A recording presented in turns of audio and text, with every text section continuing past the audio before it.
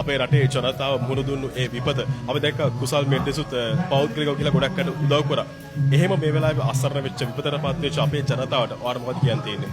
ඇත්තටම ගොඩක් කනගාටුයි. ඉතින් මුලින් කියන්න ඕන මොකද මැච් එකේ ඉති තමයි ඒක අපිට ආරංචි වුණේ. ඉතින් ඇත්තටම මොකද සෑහෙන පිරිසක් මේකට මුහුණ දුන්නා. ඉතින් මම හිතනවා මේ වෙලාවේ අපි හැමෝත් එක්කම ඒ කට්ටියත් එක්ක ඉන්න ඕන කියන එක. මොකද අපිට සල්ලි වලින් විතරක් නෙමෙයි උදව් කරන්න පුළුවන්. අපිට ගිහිල්ලා හම්බෙලා කතා කරන්න පුළුවන්. ඒගොල්ලන්ගෙන් එක්ක තියෙන ප්‍රශ්න කතා කරන්න පුළුවන්. ඒක ගොඩක් වටින ඒගොල්ලන්ට මේ වෙලාවේ.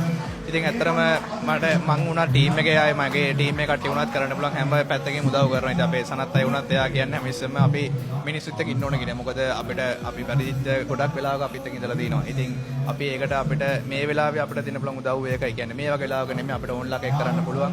ඉතින් මම හිතනවා අනිත් අපේ ඉන්න රටේ ඉන්න හැමෝම මේ වෙලාව එක්ක අහුවෙලා. ඉතින් මොකද මේ පුංචි රටක් අපිට කරන්න බැරි දෙයක් නැහැ. ඉතින් අපි පුළුවන් තරම් බලමු ඒගොල්ලන් කොහොම සතුටින් තියන්නේ කියන එක. ඒගොල්ලන්ගේ ප්‍රශ්න අමතක කරලා ඒගොල්ලන්ට දෙන්න පුළුවන් උපරිම සතුටක් අපි දෙන්න බලමු මේ වෙලාවේ.